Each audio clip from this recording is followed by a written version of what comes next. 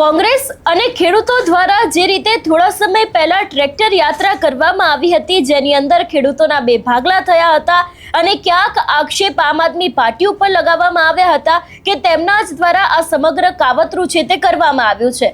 આપણે જોયું કે એક બાદ એક ગોપાલ ઇટાલિયા હોય કે પછી આમ આદમી પાર્ટીના કોઈ બીજા નેતાઓ હોય, એ લોકો દ્વારા સ્પષ્ટતા કરવામાં આવી છે. પણ હવે આ સમગ્ર મામલે જિગીશા પટેલ પોતે મેદાને આવ્યા છે અને તેમના દ્વારા સ્પષ્ટપણે એવું કહેવામાં આવ્યું છે કે ખેડૂતોના મામલે ભારતીય જનતા પાર્ટી અને કોંગ્રેસ એ મામા માસીના દીકરા હોય એવું લાગી રહ્યું છે. આખો આ મામલો શું છે, કોંગ્રેસને લઈને હવે જિગીશા પટેલે કયો ખુલાસો કર્યો છે, તેની વાત આ વિડીયોમાં. નમસ્કાર, હું હંસિની અને તમે જોઈ રહ્યા છો નિર્ભય ન્યૂઝ.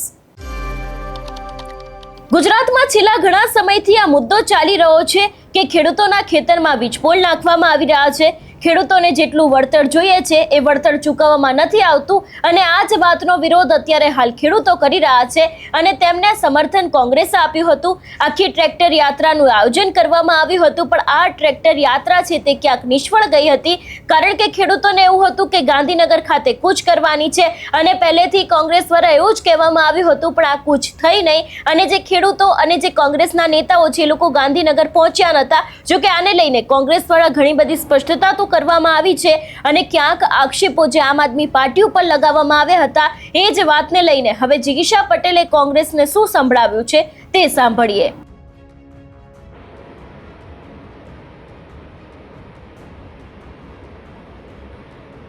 નમસ્કાર મિત્રો, હું છું જિગીશા પટેલ. આજે મારે તમારી સાથે ગઈકાલે થયેલા ખેડૂત આંદોલન કે જે ટ્રેક્ટર રેલી સાથે ગાંધીનગરમાં કૂચ કરી હતી એમના વિશે થોડી વાત કરવી છે. ગઈકાલે એટલે કે તારીખ 15 જૂન 2026ના રોજ ગુજરાતના તમામ વિસ્તારમાંથી ખેડૂતો જોડાયા હતા અને એક કહેવાય ને ક્રાંતિ, એક રેલી સ્વરૂપે ગાંધીનગર સુધી એ લોકો આવવા રવાના થયા હતા. પરંતુ ક્યાંક ને ક્યાંક ખેડૂતોને ગુમરાહ કરી અને ખેડૂતોને કહેવાય ને કે એની ક્રાંતિને તોડવાનો, એના સંગઠનને તોડવાનો અને આ રેલીને એક ડાયવર્ટ કરવાનો એક પ્લાન, એક કારસો પહેલેથી ઘડાઈ ગયો હોય એ રીતનું હું તમને આ માહોલને, આ ઘટનાને ખૂબ જ સરળ શબ્દોમાં સમજાવવાની કોશિશ કરવા માગું છું અને એટલા માટે આજે હું તમારા લોકો સાથે લાઈવમાં આવી છું. આખી ઘટનાને જોતાં તમે જુઓ કે જ્યારે એક ધૂન 15 જૂન ગાંધીનગર તરફ કૂચ કરવા માટે ખેડૂતોએ જ્યારે આહવાન કર્યું, એ સમયે આમ આદમી પાર્ટીના નેતાઓ દ્વારા, ખેડૂત આગેવાનો દ્વારા મીડિયાના માધ્યમથી જણાવવામાં આવ્યું કે હું પણ એક ખેડૂતના દીકરા તરીકે આ રેલીની અંદર જોડાઈ અને આ રેલીને સમર્થન આપીશ. જ્યારે આ વાત જાહેર થઈ, આમ આદમી પાર્ટીના નેતાઓ દ્વારા જ્યારે આવું કહેવામાં આવ્યું, ત્યારે કોંગ્રેસ નેતા પાલભાઈ આંબલિયા દ્વારા આ વાતને કહેવાય ને એનો વિરોધ કરવામાં આવ્યો અને ના પાડવામાં આવી. મીડિયાના માધ્યમથી એવો જશ લેવામાં આવ્યો કે આ આંદોલન મેં પેદા કર્યું છે. એટલે મારે પહેલાં તો પાલભાઈ આંબલિયાને એટલું કહેવાનું છે કે પાલભાઈ આંબલિયા, અમે પણ ઘણા બધા આંદોલનો સાથે જોડાયેલા છીએ. આંદોલન ક્યારેય પણ કોઈ એક નેતાથી પેદા નથી થતું, ક્યારેય પણ કોઈ એક માણસથી પેદા નથી થતું. ઘણા બધા લોકોની પીડા હોય છે, ઘણા બધા લોકોના કહેવાય ને કે એની લાગણી દુભાતી હોય છે, ત્યારે જઈ અને એક મોમેન્ટ પેદા થાય છે. એટલે એક એવું બહુ અયોગ્ય છે કે આ આંદોલનને મેં પેદા કર્યું. બીજું મારે એ કહેવું છે કે ખેડૂત આંદોલન હતું, ખેડૂતોની પીડા હતી. ખેડૂતોના પોતાના ખેતરની અંદર, પોતાની જમીનની અંદર, પોતાની માલિકીની જમીનની અંદર કંપનીઓ દ્વારા જે વીજ પોલ લગાવવામાં આવતા હતા અને એના વિરોધમાં ખેડૂતો એકત્રિત થઈ અને ગાંધીનગર સુધી કૂચ કરતા હતા.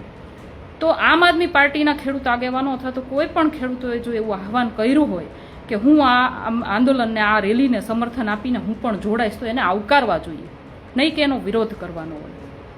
મને એ નથી સમજ પડતી કે શું આ રેલીની અંદર પાલભાઈ આંબલિયાના કહેવા પ્રમાણે કોંગ્રેસ સાથે જોડાયેલા જ લોકોને જોડાવાનું હતું?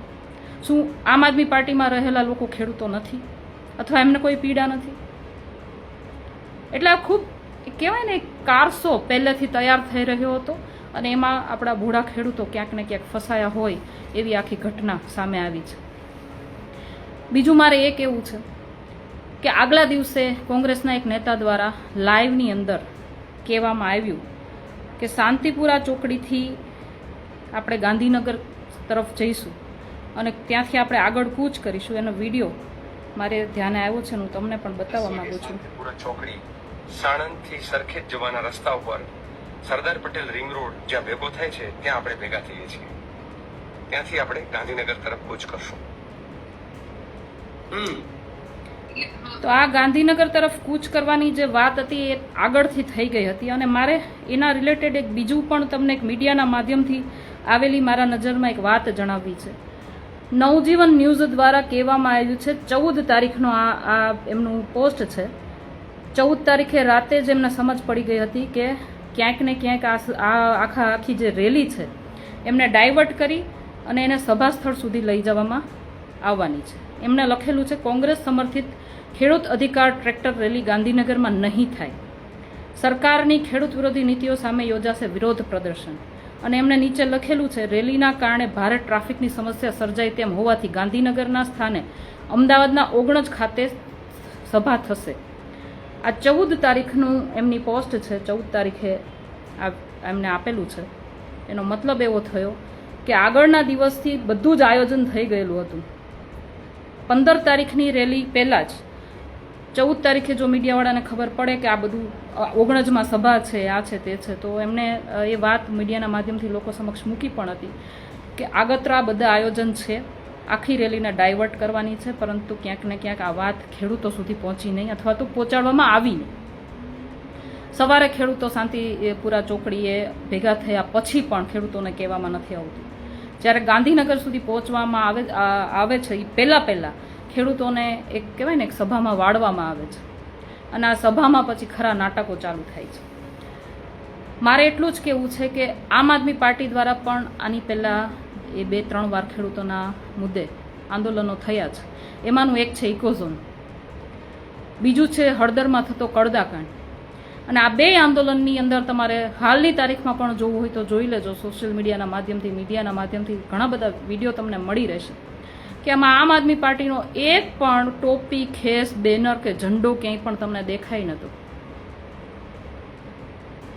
ખેડૂત માટે અમે જ્યારે આંદોલન કરતા હતા, આમ આદમી પાર્ટી દ્વારા જ્યારે પણ આંદોલન થયું ત્યારે ક્યાંય પણ એમાં રાજકારણ કરવામાં નથી આવ્યું. શું કામ? કારણ કે ખેડૂતની વેદના હોય, જ્યારે જગતનો તાત કહેવાય ને કે પીડામાં હોય, ત્યારે એના નામે રોટલા શેકવાય આમ આદમી પાર્ટી ક્યારેય નથી કરતી. ક્યારેય પણ ટોપી, ખેસ કે બેનર તમે જોઈ લો, બધા વિડીયોની અંદર જોઈ લો, ક્યાંય પણ તમને જોવા નહીં મળે. પરંતુ અહીંયા પહેલા જ દિવસે, આગળના જ દિવસે આમ આદમી પાર્ટીના આગેવાનોને, આમ આદમી પાર્ટી સાથે જોડાયેલા ખેડૂતોને ન આવવા માટે વિનંતી કરવામાં આવી. કહેવામાં આવ્યું કે આંદોલન અમે ઊભું કર્યું છે, અહીંયા તમે ન આવતા. એનો અર્થ એવો થયો કે ક્યાંક ને ક્યાંક આ આંદોલન માત્ર ને માત્ર જસ લેવા માટે ઊભું કરવામાં આવ્યું હતું. બીજું મારે તમને એ સમજાવવું છે કે ઘણા બધા આંદોલનો થયા ગુજરાતની અંદર. ક્યારેય તમે જોયું છે કે પોલીસ તંત્ર દ્વારા કે સરકાર દ્વારા ક્યાંય સારી વ્યવસ્થા કરવામાં આવી હોય, કોઈને પાણીનું પણ પૂછવામાં આવ્યું હોય? પરંતુ કાલે જ્યારે આંદોલન થતું હતું, આંદોલનમાં જ્યારે ટ્રેક્ટરો લઈને, ચાલીને ગાડીઓ લઈને જ્યારે ખેડૂતો ગાંધીનગર તરફ જતા હતા, ત્યારે પોલીસ તંત્ર દ્વારા ત્યાં જ્યુસની વ્યવસ્થા કરવામાં આવી હતી. ક્યારેય જોયું છે આટલા બધા આંદોલનો થઈ ગયા, ક્યારેય સરકાર તરફથી તમને કોઈ પાણીનું પણ કોઈ દિવસ પૂછ્યું છે? નથી પૂછતા. સરકારની કોઈ દિવસ, આ ભાજપ સરકારની કોઈ દિવસ નીતિ જ નથી કે કોઈની વાત સાંભળવી. અમે આટલા બધા આંદોલનો સાથે જોડાયેલા છીએ, આટલા બધા આંદોલનો કરી ચૂકેલા છીએ, એની એક મુવમેન્ટના એક કહેવાય ને એક ભાગ રહી ચૂકેલા છીએ. પરંતુ અમને તો કોઈ દિવસ સરકાર તરફથી કોઈ દિવસ કહેવાય ને કે એક પાણીનું પણ પૂછવામાં નથી આવતું, કોઈ એક સારી વ્યવસ્થા પણ કરવામાં નથી આવતી. એના બદલે કોંગ્રેસ જ્યારે આ આંદોલનને કોંગ્રેસ પ્રેરિત કરવા જઈ રહી હતી ત્યારે સરકારનો સપોર્ટ તો તમે જુઓ. ત્યાંથી જ લોકોને સમજી જવાની જરૂર હતી કે દાળમાં કંઈક કાળું છે. હરેક આંદોલનમાં દરેક કહેવાય ને આંદોલનકારીઓને હંમેશા લાઠીચાર્જ, ટીયર ગેસ, ગોળીબાર, ધોકા અને ખોટા કેસો, એના સિવાય કોઈ દિવસ કાંઈ નથી મળ્યું. પણ એના બદલે આ આખું આંદોલન તમે જુઓ કે એના મંજિલ સુધી પહોંચે એની પહેલાં એને ડાયવર્ટ કરી દેવામાં આવ્યું, એક જશ લેવામાં આવ્યું.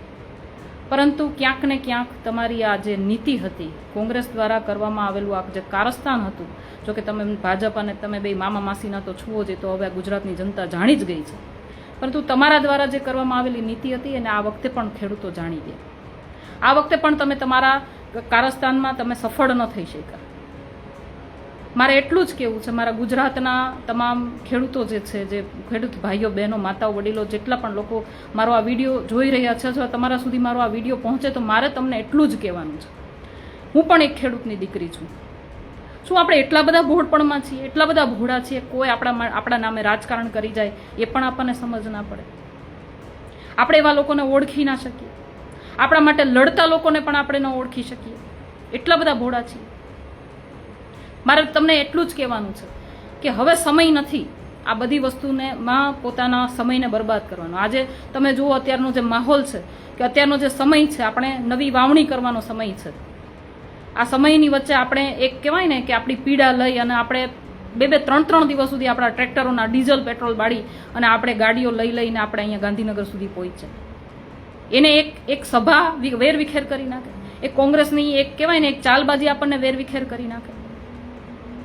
મારે મારા ખેડૂતોને એટલું જ કહેવાનું છે, કોઈ પણ મુમેન્ટની અંદર, કોઈ પણ ઘટનાની અંદર અને કોઈ પણ સમય સંજોગની અંદર આપણા માટે લડતા નેતાઓને પણ ઓળખો, આપણા માટે લડતા લોકોને ઓળખો, આપણા નામે રાજકારણ કરતા લોકોને ઓળખો, આપણા માટે રોટલા શેકતા આપણા માટે લડાઈ લડીને પોતાના રોટલા શેકતા માણસને પણ ઓળખો. પરંતુ દરેક સમયની અંદર, દરેક સંજોગની અંદર સંગઠિત થઈને રહો. જ્યાં સુધી આપણે સંગઠિત નહીં રહીએ ત્યાં સુધી આપણે હજી ને હજી આનાથી પણ વધારે પીડામાં ધકેલાતા જઈશું. હંમેશા આપણો ઉપયોગ થતો રહેશે. અને આપણે જગતના તાજ છીએ. આપણે કહેવાય ને કણમાંથી મણ પેદા કરવાવાળા લોકો છીએ. જો આપણે આપણો ધંધો મૂકી દઈશું ને તો કેટલાય લોકોને છે ને ભૂખથી મરવાનો વારો આવી જશે. અને આપણે કોઈની સામે લાચારીમાં હોઈએ. મારે તમને એટલું જ સમજાવવું છે કે બાજુના ખેતરમાં થાંભલો આવે છે ને તો પણ તમે એની સાથે ઊભા રહો. બાજુના ગામમાં થાંભલો આવે છે તો પણ તમે એની સાથે ઊભા રહો. બાજુના કહેવાય ને કે જિલ્લાની અંદર કે બાજુના તાલુકાની અંદર કે બાજુના કોઈ શું કહેવાય કે બાજુની કોઈ વિધાનસભાની અંદર પણ ક્યાંય થાંભલો આવે છે તો તમે એની સાથે ઊભા રહ્યો. શું કામ? એનું કારણ છે કે કાલ સવારે આપણા સાથે કંઈ અન્યાય થશે ને તો આપણે જેની સાથે ઊભા રહીશું એ લોકો પણ તમારી સાથે આવીને ઊભા રહેશે. અને એના માટે સંગઠિત થવું પડશે. પેલાના ખેતરમાં છે મને શું વાંધો એમ કરીને નીકળી જવાથી આપણી કોઈ પણ વાતને કોઈ છે ને સ્વીકારશે નહીં. બીજું મારે તમને એટલું જ કહેવાનું છે કે સરકાર, જે ભાજપની સરકાર અત્યારે જે ચાલી રહી છે, આટલા સમયથી અમે લોકો જોતા આવીએ છીએ કે બે વાત કરીને કે કોઈ એને અરજી કરીને કે કોઈ દિવસ કોઈની વાચા એણે કોઈએ સાંભળી નથી. કોઈ લાગણી કે કોઈ પીડા એ લોકો સાંભળતા નથી. તમારે એની સામે કાઠું થવું પડશે. આપણી જમીનની અંદર અગર કોઈ આપણી માલિકીની જમીનમાં આપણી પરમિશન વગર કોઈ પગ પેસારો કરે છે તો આપણામાં એટલી તાકાત હોવી જોઈએ કે આપણી પરમિશન વગર એ ચકલું ત્યાં ન ફરકવું જોઈએ. અને એના માટે તમારે સંગઠિત થવું પડશે. તમારે તમારા ખેતરની અંદર કે બાજુવાળાના ખેતરની અંદર કોઈ પગ પેસારો કરે અને આખું ગામ તમે એની સામે ઊભા હોવ તો કોણ તમારું શું ઉખેડી લેવાનું છે? અને મારે કોંગ્રેસને પણ કહેવું છે કે તમારા આ બધા નાટકો બંધ કરો. ખેડૂતોના નામે રોટલા શેકવાનું બંધ કરો. તમે આમ આદમી પાર્ટીને ત્યાં નહોતા આવવા દેવા માંગતા. એનું કારણ ક્યાંક ને ક્યાંક એવું હતું કે તમે જસ લેવા માંગતા હતા. તમને ખેડૂતોની પીડાથી કોઈ પડી નહોતી. બાકી અમારી જેમ જ્યારે હળદરમાં કડદાકાંડ થયો, જ્યારે ઇકોઝોનમાં અમારા નેતાઓ જ્યારે હતા ત્યારના તમે વિડીયો જોઈ લેજો. ક્યાંય પણ તમને આમ આદમી પાર્ટીનું એક પણ મટીરિયલ નહીં મળે. કારણ કે અમે જસ લેવાવાળા નથી. અમે ખેડૂતોની પીડા સમજીએ છીએ કારણ કે અમે પણ ખેડૂત છીએ. અમારા બાપ દાદા પણ આ ખેતી કરીને અમને મોટા કર્યા છે, અમને ભણાવ્યા ગણાવ્યા છે અને અહીંયા સુધી પહોંચાડ્યા છે.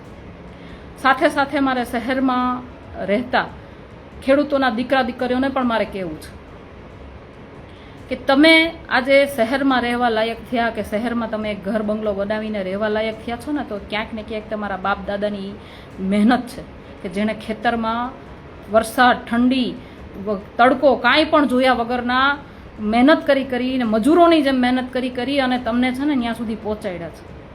આજે તમારા બાપ દાદા ત્યાં ગામડાની અંદર પીડામાં હોય ને ત્યારે તમારે અહીંયા સિટીમાં બેઠું ન રહેવાય. તમારે એને કહેવાય ને સહારો બનીને તમારે એની પડખે ઊભું રહેવું પડશે. આજની પેઢીને મારે આ જ વાત કરવી છે કે તમે જે કાંઈ છો એ તમારી સાથે જોડાયેલી જમીન સાથે જોડાયેલા જે કાંઈ પણ તમારા બાપ દાદા છે ને એના માટે થઈને છો, એને કરેલા કર્મોથી છો.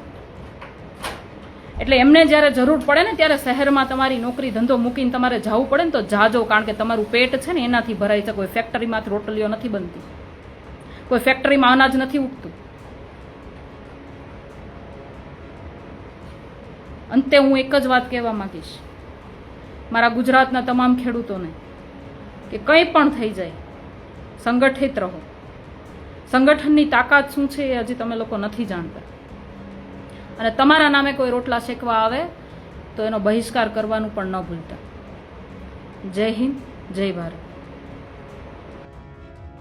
આ વિષયને લઈને તમારો શું અભિપ્રાય છે અમને કમેન્ટ કરીને ચોક્કસથી જણાવજો. તેની સાથે અમારી ચેનલ નિર્ભય ન્યૂઝને લાઇક, શેર અને સબસ્ક્રાઇબ કરવાનું ભૂલશો નહીં. નમસ્કાર.